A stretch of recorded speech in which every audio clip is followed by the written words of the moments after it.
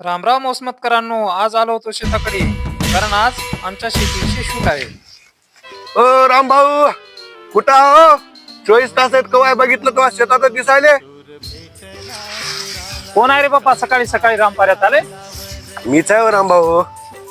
काय म्हणता म्हणू बया? काय करायले शेतात 24 तास आहे बी तुम्ही? तुम्हाला तर माहित आहे म्हणू बया, शेतकऱ्याची हालत काय झाली यावर्षी. पावसानं खालच्या एकरभर होतं सोयाबीन, ते सगळं पाण्यामध्ये गेलं.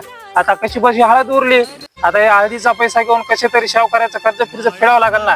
त्याच्यासाठी 24 तास आता या हळदीकडे पाहावं लागले. राम भाऊ हळदीसाठी औषध आणले तुम्हाला. बरं बरं बरं. तुम्ही किती वर्षापासून शेती करता? 5-6 वर्ष झाले. अहो म्हणू बया, तुम्ही 5 वर्ष झालं शेती करता म्हणता, आणि असं कोणत्याही कंपनीचं औषध मला आणून द्याले. तुम्हाला माझ्या हळदीचा प्लॉट पाहायचा आहे का? दाखवा ना. हे बघा हळद कशी आहे.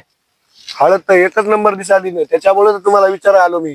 बरं बरं ठीक आहे. तुम्हाला या हळदीला काय काय वापरतात आणि काय काय नाही ते तुम्हाला आज मी सांगतो सविस्तर माहिती.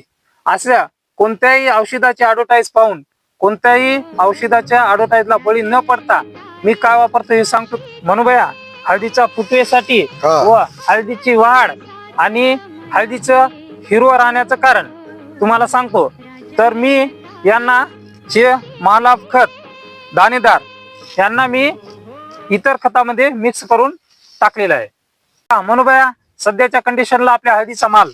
राम भाऊ मला हळदीसाठी फुटे वाढीसाठी आणि वाढीसाठी हे औषध दिलं होतं. माझी हळद तर चेक कामातून गेली. तुम्ही नेमकं सोडता तरी का हळदीला?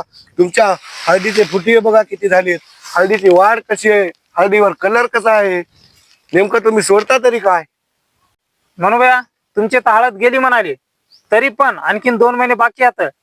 तुमच्या हळदीला आणखीन हळदी फुगू शकते आणि लांबू शकते. तर तुम्हाला सांगतो, माहिती घ्या. महालाभ पावडर आहे, तर ड्रिचिंगद्वारे याची ड्रिचिंग करायची. नेमके याचे फायदे तरी काय? फायदे तुम्हाला सांगतो ना ते पण.